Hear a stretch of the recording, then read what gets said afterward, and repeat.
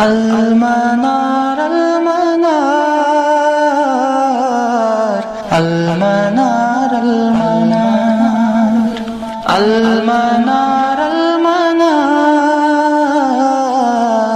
المنار المنار اے امین علم و فن، اے حکمتوں کے انجمن، تجھ پہ نازاں ہے چمن، تجھ پہ نازاں ہے چمن۔ السلام علیکم ورحمۃ اللہ وبرکاتہ۔ اللہم صلی علی محمد وعلی آل محمد کما صلیت علی ابراہیم وعلی آل ابراہیم انک حمید مجید۔ اللہم بارک علی محمد وعلی آل محمد کما بارکت علی ابراہیم وعلی آل ابراہیم انک حمید مجید۔ آج البیقونیہ کا 32واں درس ہے۔ اس سے پہلے ہم نے 31 لیکچر میں المنقطع پہ بات کی کہ حدیث منقطع جو ہے کس کو کہتے ہیں۔ تو اس پہ ہم نے تفصیلاً بات کی کہ منقطع جو ہے وہ اصل میں اسم فاعل ہے الانقطاع سے، الانقطاع اس کا مصدر ہے، اور اصطلاحاً ہمارے ناظم جو ہے وہ ہر ایک اس حدیث کو منقطع کہتے ہیں جس کی سند متصل نہ ہو، اور یہ انقطاع کسی بھی وجہ سے ہو وہ اس کو منقطع ہی شمار کرتے ہیں۔ پھر ہم نے کہا کہ یہ عمومی تعریف ہے، اس میں پھر مرسل بھی آتا ہے، معلق بھی آتا ہے اور معزل بھی آتا ہے، اور پھر ہم نے اصطلاحاً اس کو الگ کرنے کی کوشش کی، اور ہم نے کہا کہ صحابی سے پہلے اگر انقطاع ہو جائے کسی ایک جگہ پر یا کئی جگہوں پر، لیکن وہ ایک دوسرے کے بعد نہیں ہونا چاہیے، وہ پے در پے نہیں ہونا چاہیے، اس کو ہم نے منقطع کی تفصیل میں بیان کیا۔ پھر ہم نے امام نووی رحمہ اللہ کا مسلک اس حوالے سے بیان کیا کہ وہ کہتے تھے کہ جو صحابی ہے، صحابی کو چھوڑ کر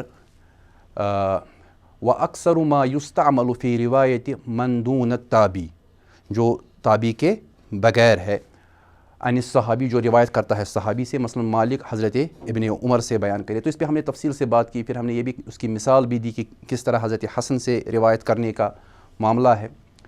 پھر ہم نے ابن حجر عسقلانی رحمہ اللہ کا مسلک بھی بیان کیا کہ کیا وجہ ہے کہ انہوں نے یہ کہا کہ یہ حدیث جو ہے یہ منقطع ہے، کیونکہ عبداللہ حضرت حسین ابن علی سے نہیں ملے تھے۔ پھر ہم نے دوسری سند سے بھی بیان کیا کہ ابو الحورہ السعدی جب روایت کرتے ہیں حسن سے تو وہ انقطاع ختم ہوا، جس انقطاع کی وجہ سے حضرت ابن حجر العسقلانی رحمہ اللہ نے اس کو منقطع کہا تھا۔ پھر ہم نے حضرت امام ترمذی رحمہ اللہ کا مسلک اس حوالے سے بیان کیا، کیونکہ حضرت امام ترمذی نے بیان کیا ہے کہ ابو الحورہ السعدی جو ہے، جن کا نام ربیعہ ابن شیبان ہے، ان سے یہ روایت بیان کی گئی ہے جو دعائے قنوت کے بارے میں ہے، اور ہم نہیں جانتے ہیں کہ نبی صلی اللہ علیہ وسلم سے قنوت وتر میں کوئی اور چیز جو اس سے بہتر ہو۔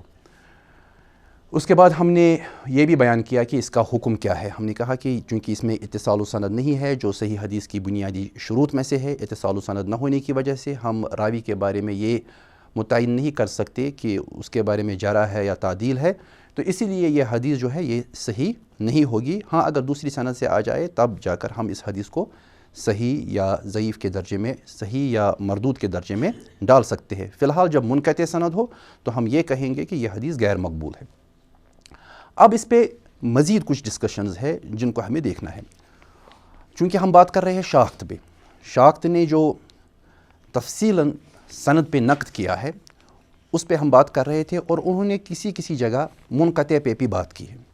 تو ہم نے کچھ چنندہ جگہیں لی جہاں انہوں نے منقطع پہ بات کی ہے، اور جہاں انہوں نے منقطع احادیث کا حوالہ دے کر اپنی تھیوری کو، جو ان کی تھیوری ہے، اس کو مضبوط کرنے کی کوشش کی ہے۔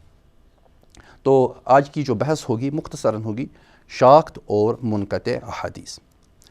تو ہمیں ابتداءً شاخت اور منقطع احادیث کے حوالے سے شاخت کا جو نظریہ ہے اس کو سمجھنا ہے۔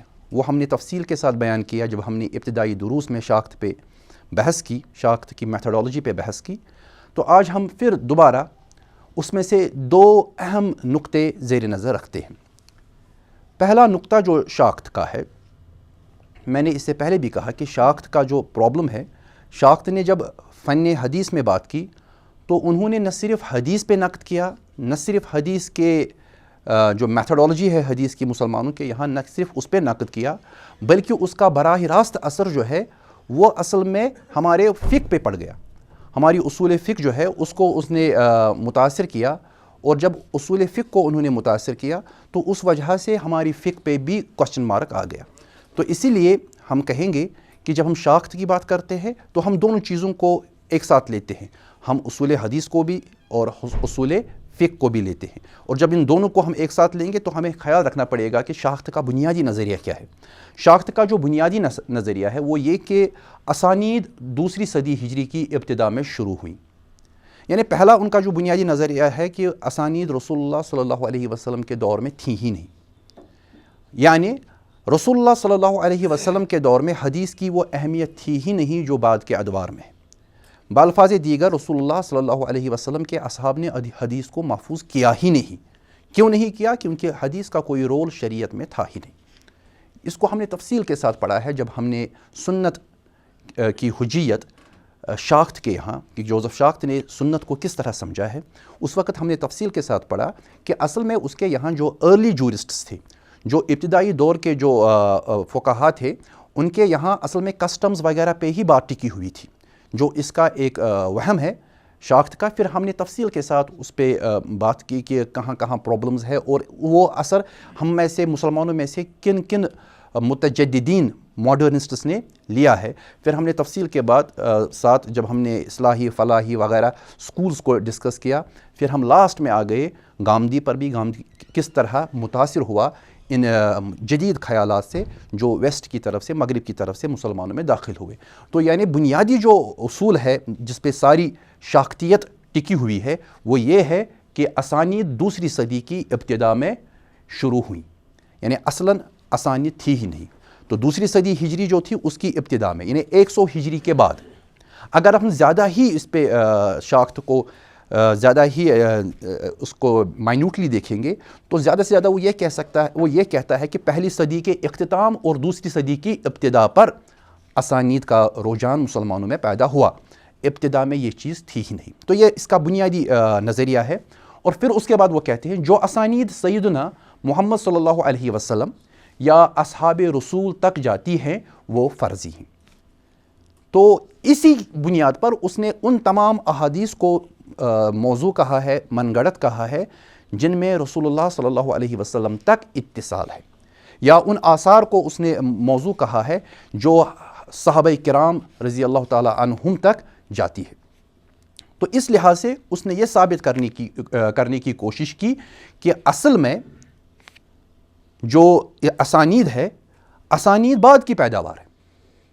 یہ جو ہم بخاری، مسلم اور دوسری کتب کو دیکھتے ہیں کہ اس میں احادیث کا تذکرہ جب ہوتا ہے، مصنف شروع کرتا ہے سند کو اور اختتام کرتا ہے رسول اللہ صلی اللہ علیہ وسلم کے کسی صحابی پر، یہ اصل میں تھا ہی نہیں، کیونکہ سند تو تھی ہی نہیں۔ صحابہ تو پہلی صدی کے ہیں، تابعی تو پہلی صدی کے ہیں، یہ کیسے ممکن ہے کہ ہم سند دیکھ رہے ہیں جبکہ سند تو اس دور میں تھی ہی نہیں؟ کیونکہ شاخت کا نظریہ ہے کہ حدیث کی کوئی اہمیت، سنت کی کوئی اہمیت، رسول اللہ صلی اللہ علیہ وسلم سے آنے والی سنت کی کوئی اہمیت تھی ہی نہیں صحابہ کے یہاں، تابعین کے یہاں، فقہا کے یہاں، یہ تو بعد کی پیداوار ہے۔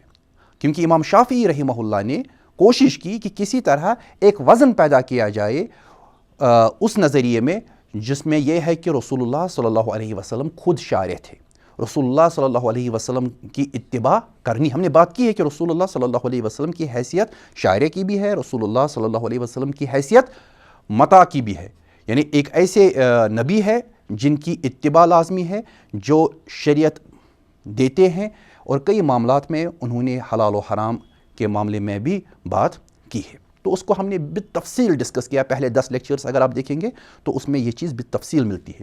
تو یہاں جو تھیسز ہے شاخت کی وہ یہی ہے کہ اسانید دوسری صدی ہجری میں تیار کی گئیں، وضع کی گئیں، اور جو اسانید سیدنا محمد صلی اللہ علیہ وسلم یا اصحاب رسول صلی اللہ علیہ وسلم تک جاتی ہیں وہ سب فرضی ہیں، ان کو سپیریئرز کہا ہے، یعنی کہ بالکل وضع کی گئی ہے، بنائی گئی ہے، من گڑت ہے، ان کی کوئی حقیقت نہیں ہے۔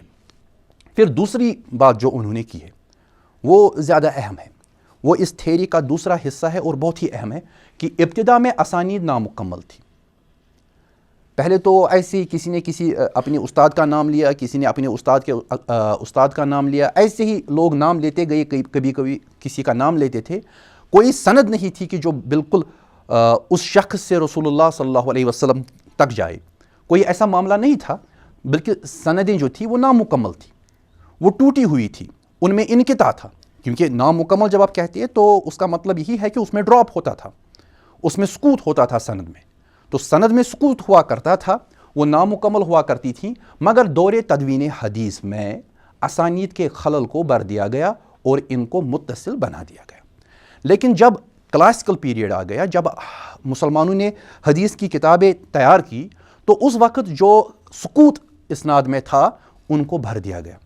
مثلا امام بخاری پہ نعوذ باللہ ان پہ یہ الزام ہے کہ انہوں نے پھر حدیث کی سند جو تھی وہ ٹوٹی ہوئی سندیں تھی، کوئی اتصال تو تھا نہیں، انہوں نے ان گیپس کو فل کیا، نام ڈال دیا ان میں، اور اس طرح انہوں نے منقطع احادیث کو متصل کر دیا۔ یہ ان کی تھیری ہے شاخت کی، اور اسی تھیری پہ ہمارے تمام جو متجددین ہیں، ماڈرنسٹ ہے، کہیں نہ کہیں دل میں ان کے یہی نظریہ ہے کہ حدیث تو اصل میں کوئی حجت رکھتی ہی نہیں، کیونکہ حدیث ثابت ہوتی ہی نہیں۔ کیوں ثابت نہیں ہوتی؟ کیونکہ اسناد تھی نہیں، اسناد اصل میں دوسری صدی ہجری میں وضع کی گئیں، اور پھر جب حدیث کی کتابیں تیار کی گئی تو امام بخاری، امام مسلم، امام ترمذی، امام ابن ماجہ وغیرہ، انہوں نے حدیث کی اسناد گھڑنا شروع کر دی، جہاں کہیں گیپ تھا ان کو فل کیا، کیونکہ ابتدائی دور میں یہ چیز نہیں تھی۔ تو یہ ان کا نظریہ رہا کہ اصل میں تمام کی تمام احادیث جو ہیں وہ متصل نہیں بلکہ منقطع ہیں۔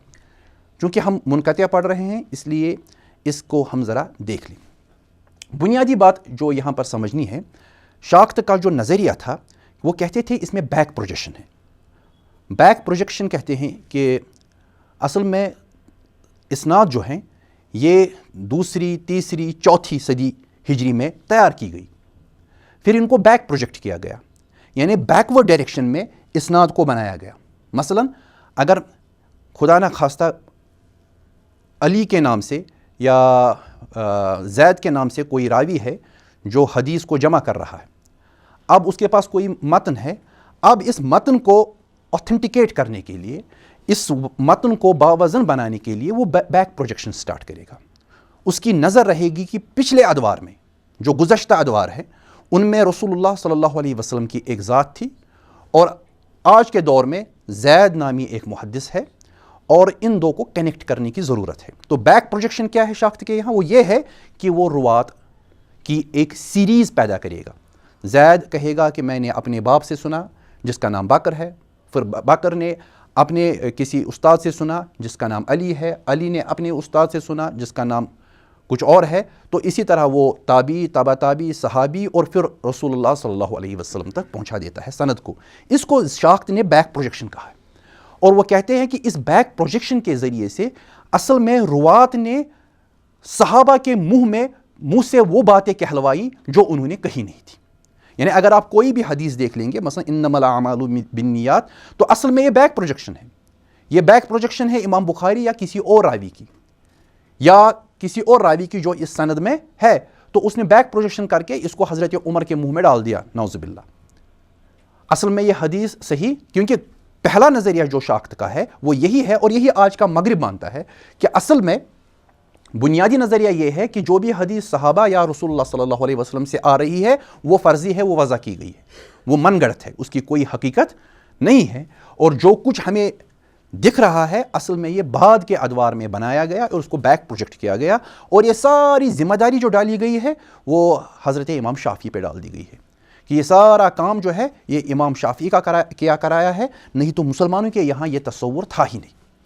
پھر جو نظریہ ہے کہ ہمارے پاس دو وحی ہے، وحی مطلوع اور وحی غیر مطلوع، اس کو بھی حضرت امام شافعی رحمہ اللہ کے سر ڈال دیا گیا کہ یہ اصل میں انہوں نے ہی یہ نظریہ پیش کیا جس کو آپ کہتے ہیں ڈیولیٹی آف ریولیشن، کہ وحی کی جو ہے وہ دوئی ہے، دو قسم کی وحی ہے، ایک تو قرآن کی وحی ہے اور دوسرے حدیث یا سنت کی وحی ہے۔ جبکہ واضح ہے کہ رسول اللہ صلی اللہ علیہ وسلم پر سنت اسی طرح نازل ہوتی تھی جس طرح جبریل قرآن لے کر آتے تھے. یہ بھی کئی احادیث میں ہم نے اس پہ بحث کی ہے, مفصلاً ہم نے بحث کی ہے کہ کس طرح سنت بھی جبریل علیہ السلام لے کر آتے تھے.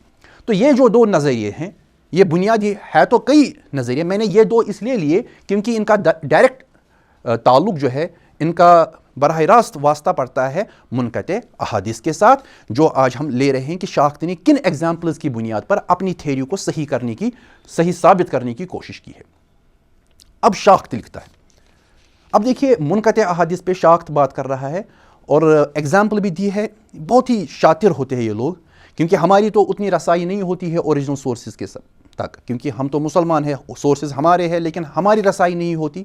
یہ لوگ عرب دنیا میں بیٹھ کر پھر کام شروع کر دیتے ہیں اور ان کی رسائی بھی ہوتی ہے, زبان سیکھتے, ہم تو سیکھنے کے لیے تیار ہی نہیں ہیں. ہمارے یہاں جو اسلام پسند ہے ان کی حالت تو یہ ہے کہ وہ عربی کے بغیر ہر ایک زبان جانتے اور کہتے ہیں کہ ضروری نہیں ہے کہ عربی سیکھ کر ہم اسلام کو سمجھیں, ہم تو انگریزی سے بھی اردو سے بھی کام چلائیں گے. لیکن یہ دیکھ لیجئے جو مسلمانوں کے تراث پہ حملہ کرتے ہیں وہ پہلے عربی سیکھتے ہیں اور پھر بات کرتے ہیں. تو آج جو ہم بات کر رہے ہیں اب, تو شاخت کا یہی اصول کہ شاخت کہہ رہا ہے کہ جو اسانید دوسری صدی کی ابتدا میں شروع ہوئیں اور جو اسانید سیدنا محمد صلی اللہ علیہ وسلم یا اصحاب رسول تک جاتی ہیں وہ فرضی ہے. تو اس کے جو نظریے کی بنیاد ہے وہ اسی پر ہے کہ جو اسانید دوسری صدی ہجری کی ابتدا میں شروع ہوئیں اور جو اسانید سیدنا محمد صلی اللہ علیہ وسلم یا اصحاب رسول تک جاتی ہیں وہ سب فرضی ہیں. تو یعنی کہنے کا مطلب یہ ہے کہ شاخت تیار ہی نہیں ہے ماننے کے لیے کہ اسانید اصل میں سیدنا محمد صلی اللہ علیہ وسلم کے دور سے ہی جاری تھی. اسی طرح اس کا دوسرا مفروضہ ہے جس بنیاد پر وہ بات کر رہا ہے وہ یہ ہے کہ ابتدا میں اسانید نامکمل تھیں, مگر دور تدوین یعنی جب ہماری کلاسیکل بکس تیار کی گئی تو دور تدوین حدیث میں اسانید کے خلل کو بھر دیا گیا اور ان کو متصل بنا دیا گیا. تو پہلے جو گیپس تھی اسانید میں, چونکہ اسانید تو شاخت کے یہاں سب فرضی ہیں, تو اسی لیے ان کا کہنا ہے کہ اسانید ابتدائی دور میں جب اسانید شروع ہوئی تو نامکمل تھی, ان میں گیپس تھی. لیکن جب کلاسیکل بکس یعنی کتب الستہ وغیرہ جب تیار کیا گیا تو ان اسانید میں جو گیپس تھی ان کو بھر دیا گیا اور ان کو منقطع سے متصل بنا دیا گیا. چونکہ ہم بات کر رہے ہیں منقطع حدیث کی, اور اب ہم شاخت کے نظریہ جو اس کا جو نظریہ ہے منقطع حدیث کے بارے میں کہ کیا ہوا تھا, تو اس پہ ہم بات کر رہے ہیں. یعنی شاخت کا بنیادی مفروضہ, شاخت کا بنیادی دعویٰ یہ ہے کہ اسانید اصل میں حقیقی نہیں ہے, اسانید اصل میں تھی ہی نہیں.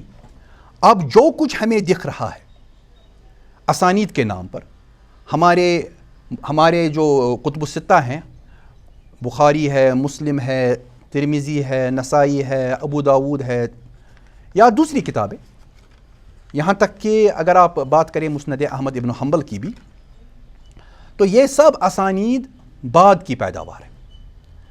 اب اس میں بھی دو طرح کے کام ہوئے. پہلے دور میں جب شروع ہوا تو اسانید نامکمل بنائی گئی, مسلمانوں نے ایسے ہی کیئرلیسلی اس کو تیار کیا, بالکل لاپرواہی میں تیار کیا, تو اس لیے کچھ گیپس بھی رہی. بعد میں دیکھا گیا کہ انہوں نے من مانے طور پر اسانید کی جو کمزوریاں تھیں اس کو دور کیا, خود سند وضع کی. امام شافعی کے بعد تو یہ زیادہ ہی اہم بن گیا کہ اتھارٹیز تیار کی گئی اور اتھارٹیز کے ساتھ ان کو جوڑ دیا گیا سندوں کو, تاکہ سندوں میں اتصال دکھایا جائے.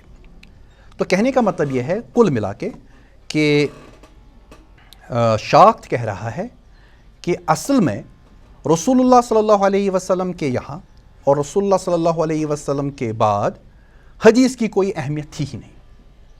جب اہمیت تھی ہی نہیں تو نتیجتاً سندیں بھی نہیں تھیں. پھر بعد میں حدیث کی اہمیت وضع کی گئی اور نتیجتاً سندیں بھی وضع کی گئی. یہی بات کہہ رہے ہیں. اگر آپ گامدی صاحب کی کتاب کو دیکھیں گے میزان, تو میزان کے ابتدائی اوراق میں آپ کو یہ بات ملے گی کہ رسول اللہ صلی اللہ علیہ وسلم نے حدیث کو محفوظ رکھنے کا اہتمام کیا ہی نہیں.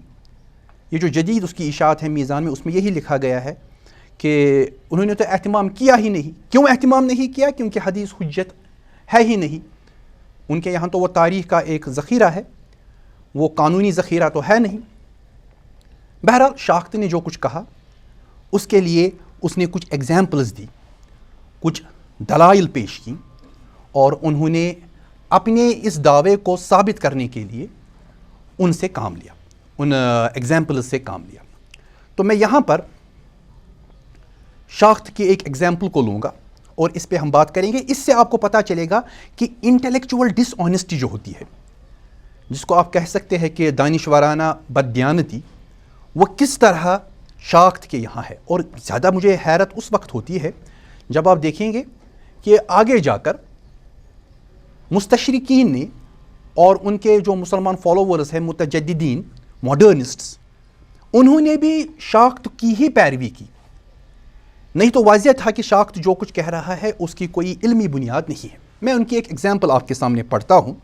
وہ اپنی اوریجنز میں صفحہ نمبر 164 پہ لکھتے ہیں، اے ٹریڈیشن ان موطا.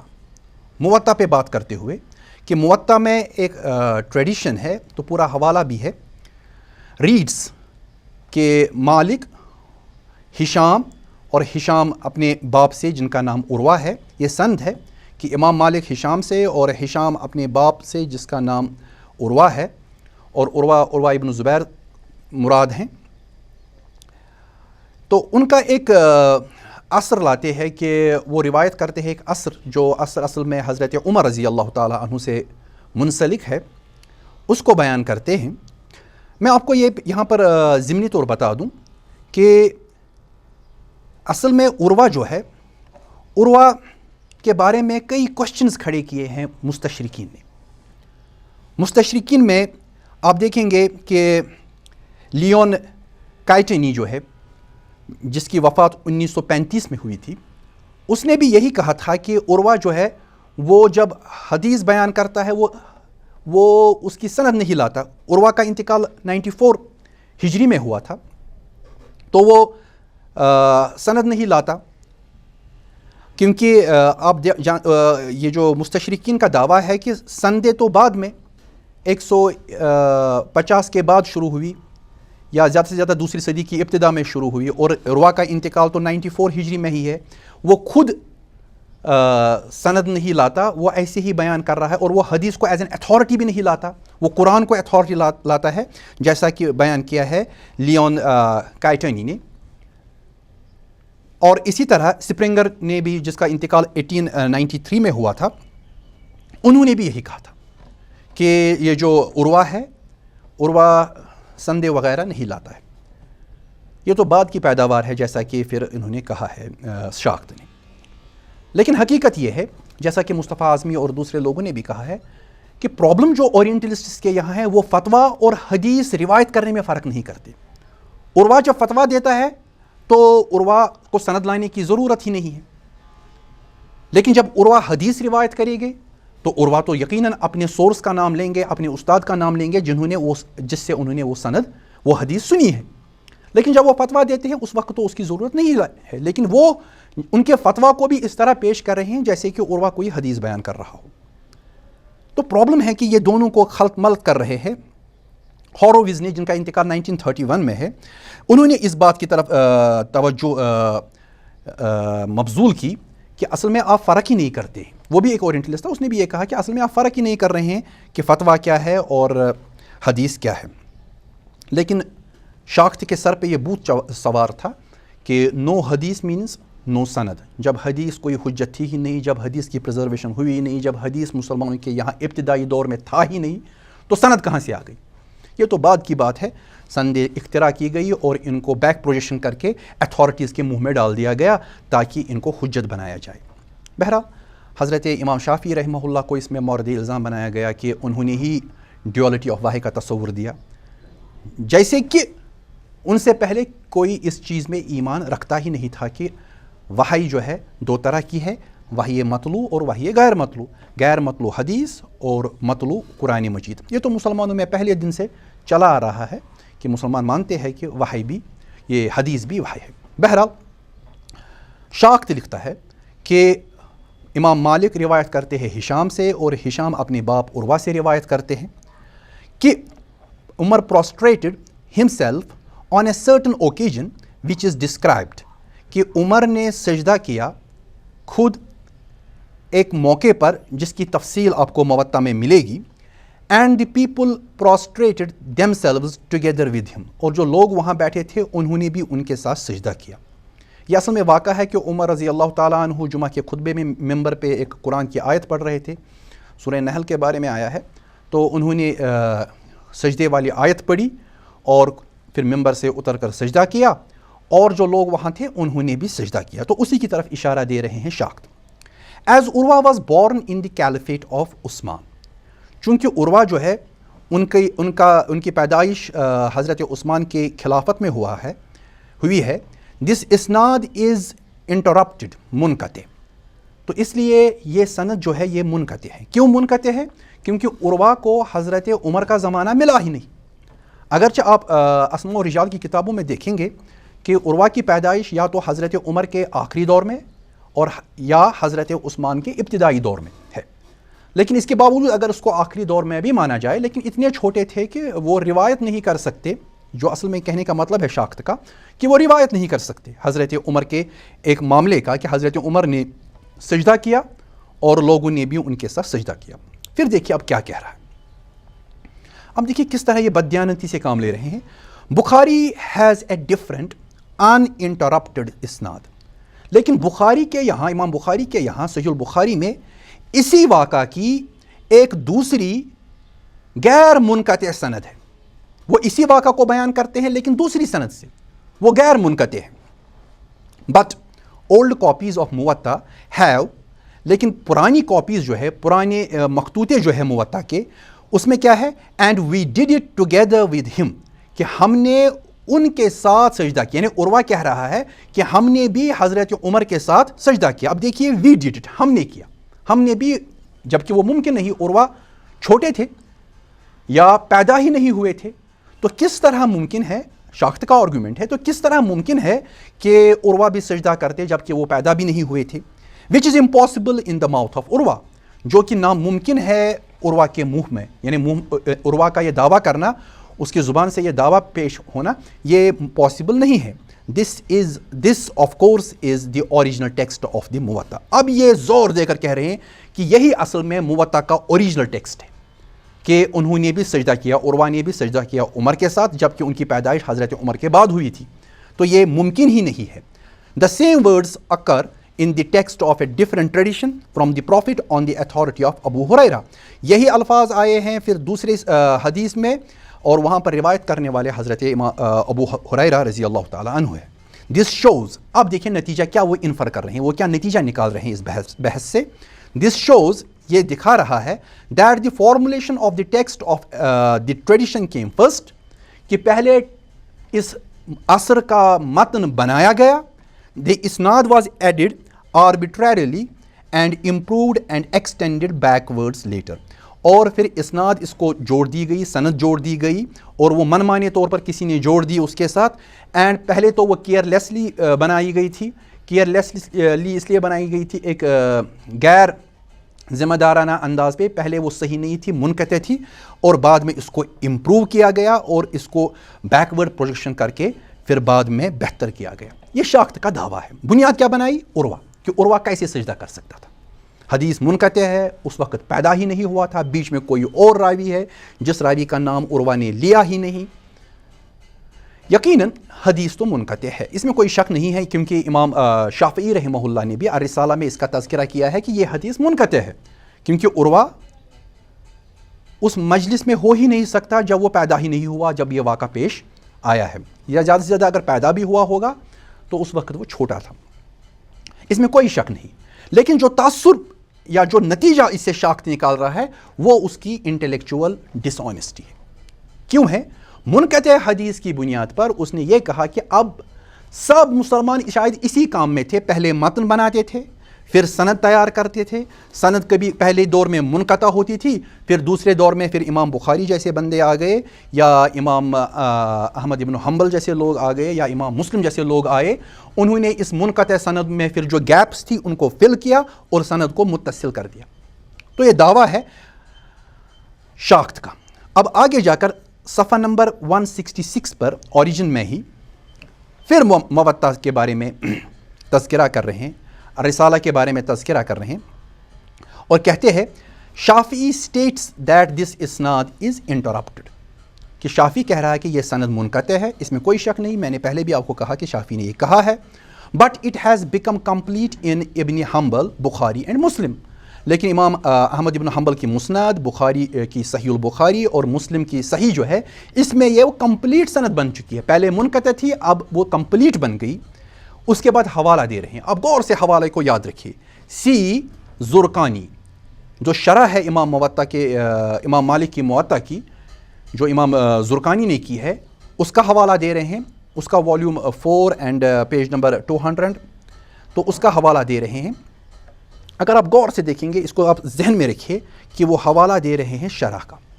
ہمارے پاس اب سب چیزیں الحمدللہ چھپی ہوئی ہے, ہمارے پاس موجود ہے. آج تو PDF بھی ہے, کتابیں بھی ہے.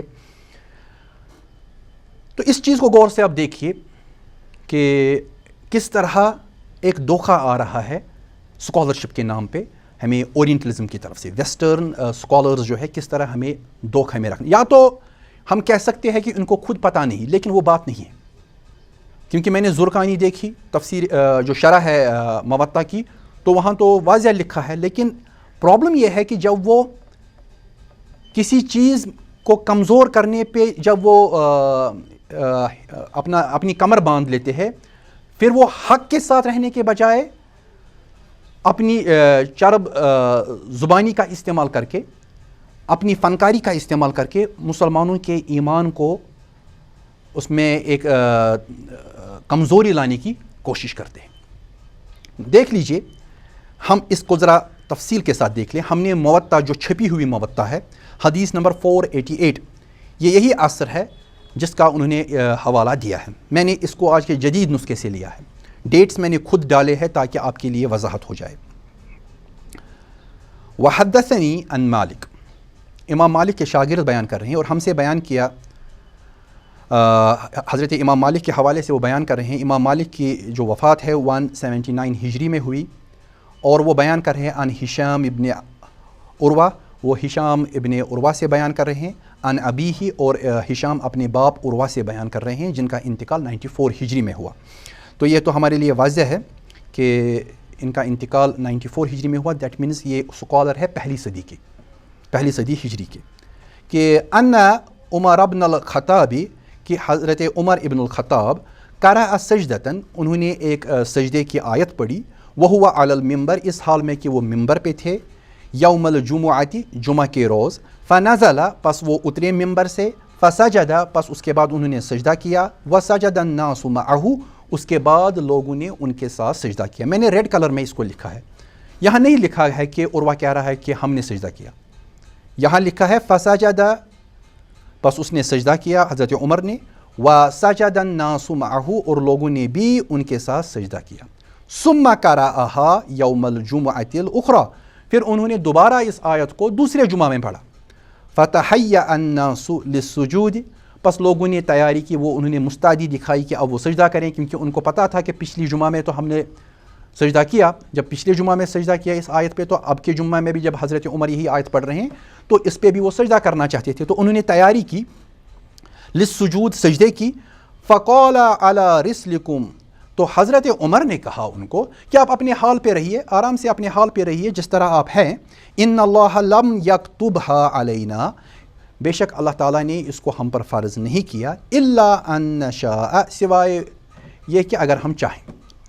فلم یسجد ومنعهم ان یسجدوا, پس اس نے سجدہ نہیں کیا حضرت عمر رضی اللہ تعالیٰ عنہ نے, اور انہوں نے منع کیا کہ وہ سجدہ, انہیں لوگ بھی وہاں سجدہ کریں. موطا میں یہ چھپا ہے, لیکن اگر آپ شاخت کی عبارت دیکھیں گے تو وہاں پر کچھ اور لکھا ہے کہ موطا کا جو قدیم نسخہ ہے, اینڈ وہی اس کا اوریجنل ٹیکسٹ ہے جو شاخت نے دعویٰ کیا ہے, کہ انہوں نے سجدہ کیا حضرت عمر کے ساتھ. انہوں نے مطلب یعنی ہم نے یعنی عروہ نے بھی سجدہ کیا. جبکہ میں نے جو آپ کے سامنے عبارت رکھی یہ بھی موطا سے ہے لیکن وہاں پر یہ چیز نہیں لکھی گئی ہے. اتنا ہی نہیں، اگر آپ صحیح البخاری کو دیکھ لیں جو انہوں نے دعویٰ کیا، صحیح البخاری میں بعد میں سند مکمل کی گئی، وہ صحیح البخاری بیان کر رہے ہیں ربیعہ سے.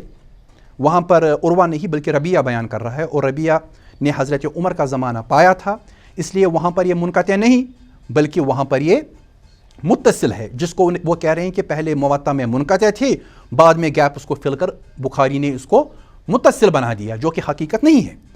قرأ عمر یوم الجمعۃ، عمر رضی اللہ تعالیٰ عنہ نے جمعہ کے روز علی المنبر، ممبر پر بسورۃ النحل، سورۃ النحل پڑھی، حتی اذا جاء سجدہ، یہاں تک کہ سجدہ آ گیا، نزل پس وہ اترے، فسجد وسجد الناس، پس وہ اترے سجدہ کیا اور لوگوں نے بھی ان کے ساتھ سجدہ کیا. یہاں بھی نہیں لکھا ہے کہ عروہ نے کہا کہ ہم نے بھی سجدہ کیا. حتی اذا کانت الجمعۃ القابلہ، یہاں تک کہ آ گیا دوسرا جمعہ، قرأ بہا، انہوں نے دوبارہ اس آیت کو پڑھا، حتی اذا جاء السجدہ، یہاں تک کہ سجدہ آ گیا، قال یا ایھا الناس، انہوں نے کہا حضرت عمر نے، اے لوگو، انا نمر بالسجود، کہ اب ہم سجود کی آیت پر گزر رہے ہیں، فمن سجد فقد اصاب، پس جو سجدہ کرے گا اس نے سجدے کو پا لیا یعنی اس کو ثواب ملے گا.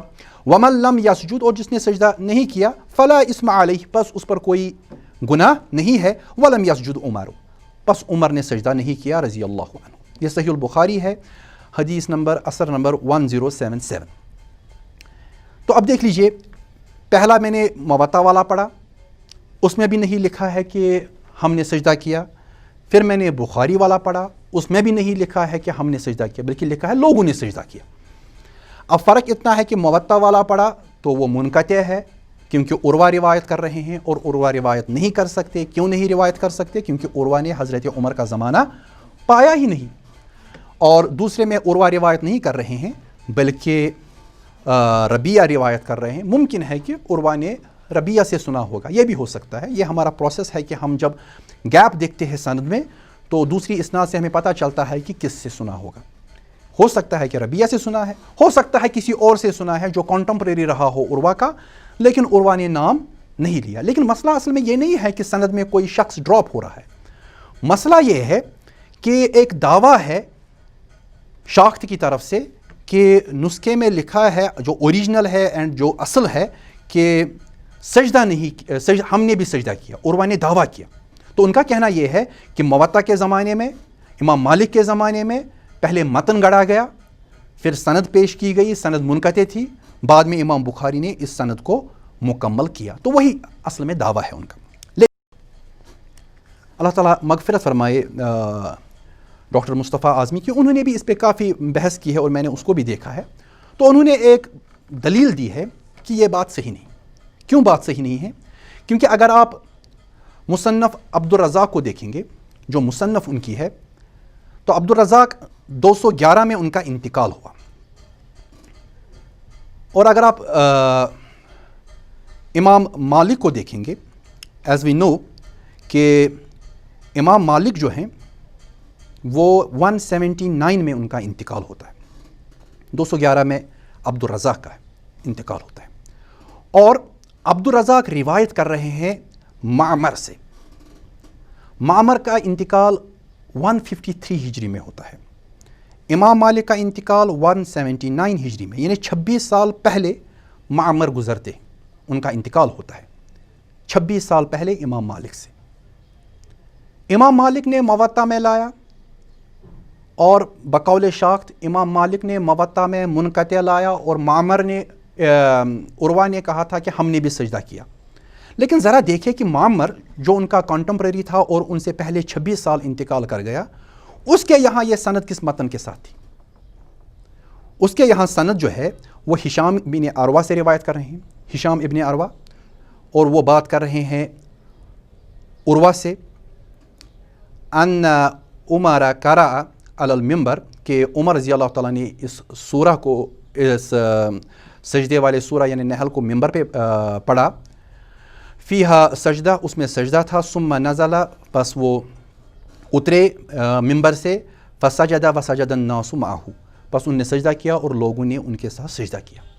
یعنی اس کا مطلب یہ ہے کہ ہشام ابن عروہ سے جو متن آ رہا ہے یا عروہ سے جو متن آ رہا ہے، میں جو مصنف عبد الرزاق کی بات کر رہا ہوں، یہ بھی منقطع ہے، لیکن اس کا متن بھی بتا رہا ہے کہ جو متن چل رہا ہے اصل میں عروہ سے، عروہ اپنے یہ ہشام ابن عروہ اپنے باپ عروہ سے بیان کر رہا ہے، اور عروہ حضرت عمر سے بیان کر رہا ہے، اور بیچ میں انقطاع بھی ہے۔ لیکن جو متن یہاں مصنف میں ہمیں مل رہا ہے معمر سے، تو اس متن میں آپ دیکھیں گے امام مالک نہیں ہے، امام مالک اس سے پہلے والے متن میں تھے۔ یہاں پر اب ہمیں اس کی جگہ جو مل رہا ہے وہ معمر ہے۔ پہلے میں امام مالک تھے، وہ بیان کر رہے تھے ہشام سے، اس میں آپ دیکھیں گے کہ معمر بیان کر رہا ہے ہشام سے۔ اب امام مالک تو آؤٹ ہو گئے، اگر مانتے ہیں کہ امام مالک نے نعوذ باللہ یہ بددیانتی کی تھی، نعوذ باللہ، جیسا کہ شاخت الزام لگا رہا ہے کہ پہلے متن کے ساتھ ایک سند جوڑ دی اور سند میں انقطاع تھا، لیکن یہ تو معمر کے یہاں بھی ہمیں یہ ملتی ہے، اور معمر تو امام مالک سے پہلے ہی انتقال کر گئے 26 سال۔ معمر کا ڈیٹ آف ڈیتھ تو 153 ہجری ہے، 153 ہجری۔ تو یہ کیسے ممکن ہے کہ آپ الزام لگا رہے ہیں امام مالک پر کہ انہوں نے ایک منقطع سند جوڑ دی، اور بعد میں آنے والوں نے، امام بخاری نے اس کو مکمل کیا؟ یہاں تو معمر کے یہاں بھی سند منقطع ہے، اور وہ ان سے پہلے انتقال کر گئے، اور اس کو مصنف میں عبد الرزاق نے لایا ہے، جو اثر نمبر 5912 ہے، اس میں لایا ہے۔ یعنی بحث کا مطلب یہ ہے، مدعا مقصد یہ ہے کہ آپ نے امام مالک پہ جو الزام لگایا ہے موطا میں کہ انہوں نے پہلی غیر مکمل سند لائی، اور بعد میں امام بخاری یا امام احمد ابن حنبل یا امام مسلم نے اس کو مکمل کیا، یہ صحیح نہیں ہے، کیونکہ یہ سند ہمیں مالک کے علاوہ معمر کے یہاں بھی ملتی ہے۔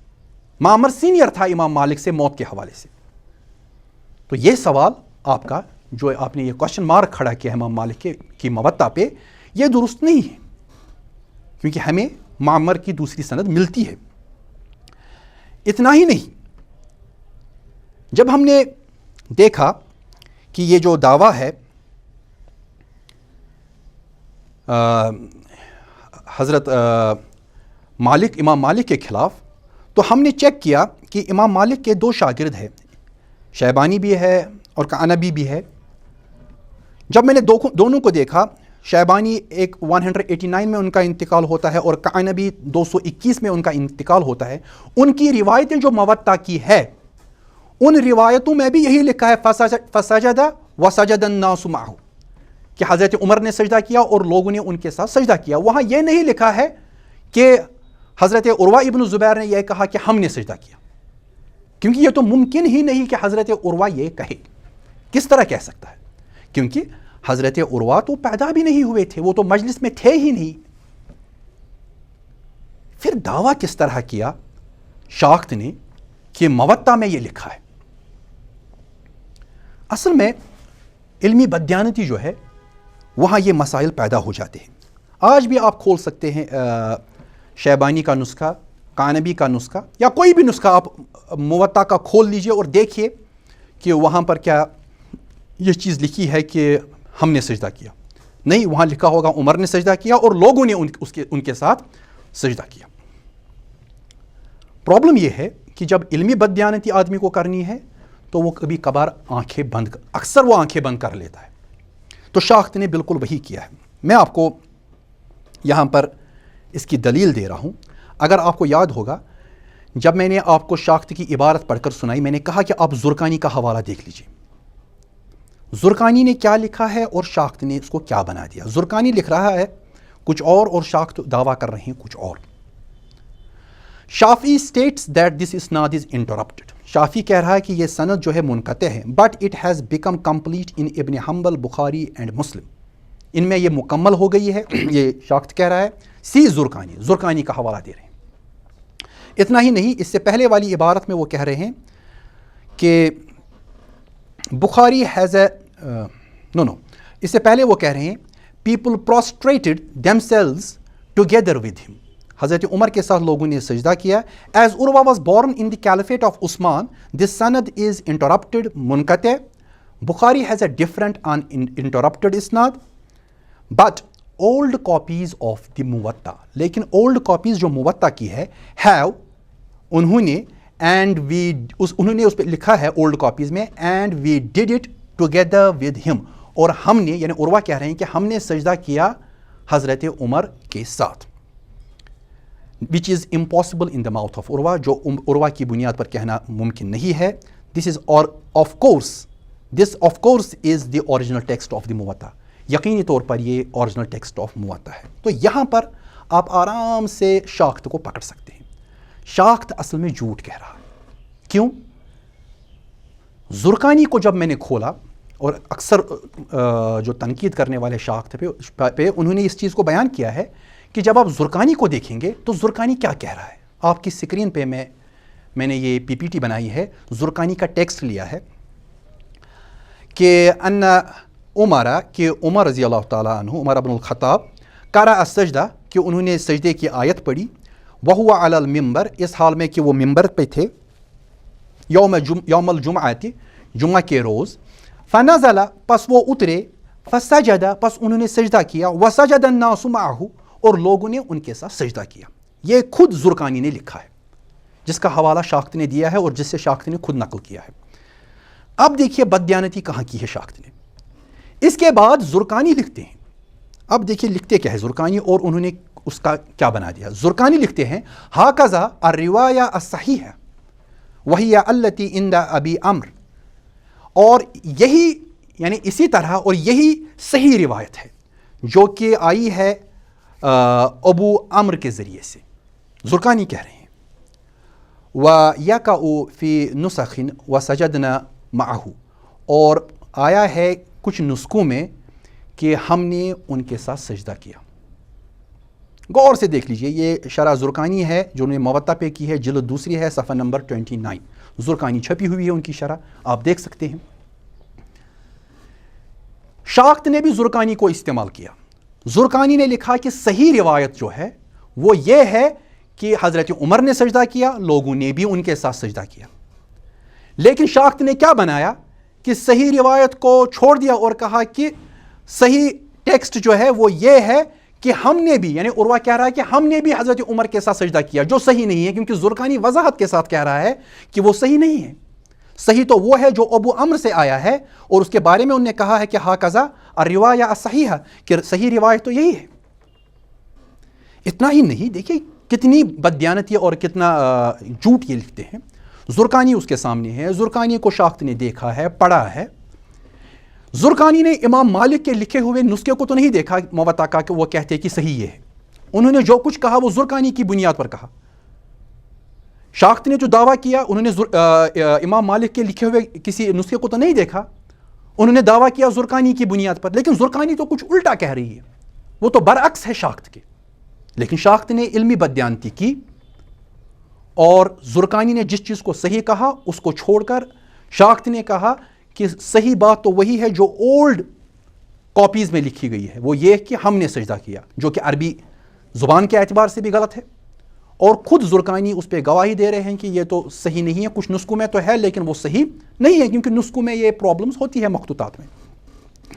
اتنا ہی نہیں، اگر آپ دیکھیں گے کہ ابن عبد البر جو ہے وہ ان کا انتقال 463 ہجرہ میں ہوا، انہوں نے بھی موطا پہ شرح لکھی ہے، لیکن انہوں نے بھی کہیں یہ نہیں لکھا کہ ہم نے سجدہ کیا.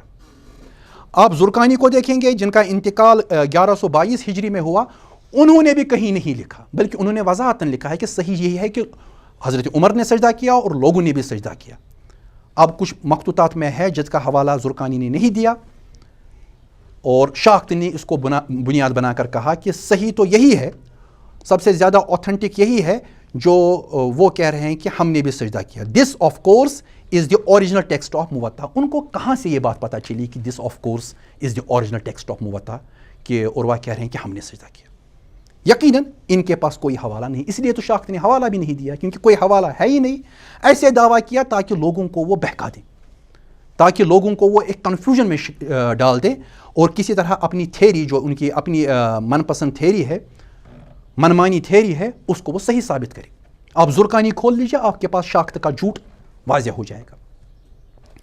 تو یہی وجہ ہے کہ شاخت جو ہے وہ جھوٹ لکھتا ہے اور شاخت کا جھوٹ پکڑا جائے گا اگر آپ ان کے جو ریفرنسز ہے ان کو کراس ایگزامن کریں. اتنا ہی نہیں, آپ اس چیز کی طرف بھی جائیے کہ اورینٹلسٹ کا پرابلم یہ ہے کہ وہ اعتبار کرنا ہی نہیں چاہتے, وہ اعتبار پروسیس میں جانا ہی نہیں چاہتے جو فن حدیث میں ہمارا اعتبار ہے. اعتبار مطلب کہ ایک حدیث آئی ہے منقطع, دوسری حدیث کو ڈھونڈیے, اسی حدیث کو دوسری سند سے ڈھونڈیے, وہ آپ کو کہیں نہ کہیں ملے گی, وہ متصل ملے گی. متصل ملے گی تو آپ قبول کریں گے. امام بخاری کے یہاں دوسری سند ہے اور وہ متصل ہے. امام احمد بن حنبل کے یہاں دوسری سند ہے, وہ متصل ہے. امام مسلم کے یہاں دوسری سند ہے, وہ متصل ہے. تو یہ اعتبار کا پروسیس ہے, یہ حدیث گھڑنے کا پروسیس نہیں ہے. میں یہاں بات کر رہا ہوں, ایک بندہ یہاں سن رہا ہے, دوسرا بندہ وہاں سن رہا ہے, تیسرا بندہ وہاں سن رہا ہے.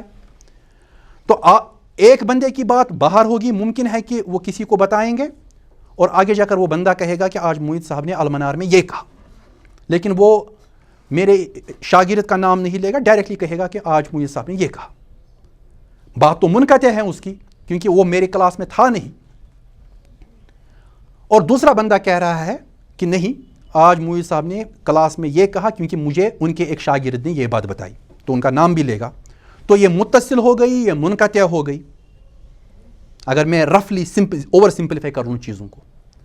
تو یہ جو متصل سند ہوگی یہ اس دوسری منقطع سند کو سپورٹ کرے گی, اس کو ہم اعتبار کا پروسیس کہتے ہیں, اور منقطع جو ہے وہ صحیح بن جائے گی اور ہم بات کو قبول کریں گے متصل کی بنیاد پر. لیکن ہمارے ذہن میں یہ چیز بھی رہے گی کہ جو بات منقطع بیان کی گئی ہے وہ بھی اصل میں صحیح ہے. تو وہی ہے, عروہ نے جو کہا وہ منقطع کہا, یہ نہیں کہا کہ ہم نے سجدہ کیا. بعد میں آنے والے کچھ یہ جو مخطوطات لکھنے والے اس زمانے میں تھے, اس وقت تو پرنٹنگ نہیں تھی, ہاتھ سے لکھا جاتا تھا, تو غلطیاں ہو جاتی تھی. لیٹر دور میں, بعد والے زمانے میں کسی مخطوطے میں کہیں غلطی ہوئی, شاخت نے اس مخطوطے کو موطا کی اصل بنانے کی کوشش کی, جو بددیانتی ہے. اور اصل نسخہ جو ہے, جو زرقانی کے پاس تھا, جو ابن عبد البر کے پاس تھا, یا جو خود شاگردان جو تھے حضرت امام مالک کے, ان کے شاگردوں نے جو روایت کیے ہیں, ان کو صرف نظر کر کے, انٹلیکچوئل ڈس آنیسٹی کا مظاہرہ کر کے, انہوں نے ایک ایسے نسخے کو بنیاد بنائی جس کے بارے میں زرقانی نے پہلے ہی کہا تھا. شاخت نے خود وہ نسخہ نہیں دیکھا ہے, اس پہ تو میں مطمئن ہوں, کیونکہ اگر وہ دیکھتے تو وہ حوالہ دیتے, لیکن نسخہ تو ان کے پاس تھا نہیں. وہ تو کبھی زرقانی نے کہیں دیکھا تھا کہ کہیں غلطی ہوئی ہے. 10 نسخے آج بھی آپ کو مارکیٹ میں ملیں گے جس میں ایررز ہوتی ہیں, ٹائپوز ہوتی ہیں, یا اس میں کاتب کی طرف سے سہو خطا ہوتا ہے. دیٹ ڈز ناٹ مین کہ ہم ان کو ہی بنیاد بنائیں, ہمیں اصل کو بنیاد بنانا ہے. اور اعتبار کہہ رہا ہے, اعتبار کا جو پروسیس ہمارا ہے فن حدیث میں, کہ جو بات عروہ نے کہی انہوں نے منقطع کہی, بات صحیح کہی کہ لوگوں نے سجدہ کیا حضرت عمر کے ساتھ, کیونکہ اس کو سپورٹ کر رہا ہے بعد میں امام بخاری, امام مسلم اور امام احمد بن حنبل, یا دوسرے جو ہمارے کتابیں جمع کرنے والے ہیں, حدیث جمع کرنے والے ہمارے علماء ہیں. تو یہاں پر پتہ چلا کہ کس طرح ایک منقطع حدیث کو بنیاد بنا کر شاخت نے اپنی روایت کو, اپنی تھیوری کو ثابت کرنے کی ایک بددیانت کوشش کی. اب پرابلم جو ہے,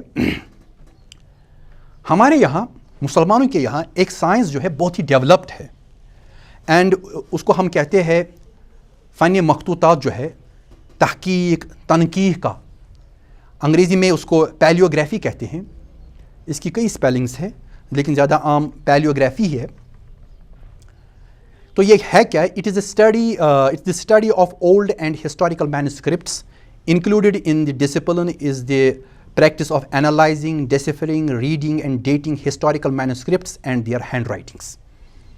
کہ آپ مخطوطات کو لاتے ہیں, ان کو اسٹڈی کرتے ہیں, ان کے خط کو اسٹڈی کرتے ہیں, ان کی لکھاوٹ کو اسٹڈی کرتے ہیں, ان کو سمجھنے کی کوشش کرتے ہیں, ان کو انالائز کرتے ہیں, ان کی ہینڈ رائٹنگس کو دیکھتے ہیں. تو یہ ایک فن ہے مسلمانوں کے یہاں جو بالکل ڈیولپڈ فن ہے. ہماری کتابیں چھپتی ہے عربی میں, ان میں باضابطہ تحقیق ہوتی ہے مختلف علماء کی, اور اس میدان میں شیخ ناصر الدین البانی رحمہ اللہ جدید دور کے بہت بڑے عالم رہے ہیں, کہ جنہوں نے مخطوطات کا انبار, جو مکتبہ ظاہریہ تھا, اس میں بیٹھ کے مخطوطات کے ایک انبار کو دیکھا, اس کی چھان پھٹک کی, اور اس کے بعد چیزوں کو سامنے لایا.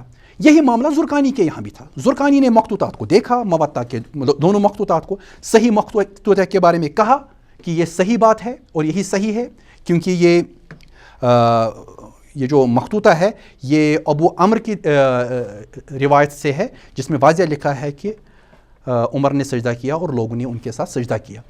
تو انہوں نے باضابطہ ترجیح دی مخطوطے کو، ان کے یہاں کچھ علمی اصول تھے جس کی بنیاد پر ترجیح دی، اور شاخت نے آنکھیں بند کر کے یہاں پر چالاکی سے کام لیا اور زرقانی کو حوالہ بنا کر وہ بات لکھی جو زرقانی نے جو دعویٰ کیا ہی نہیں تھا، بلکہ اس کے برعکس کا.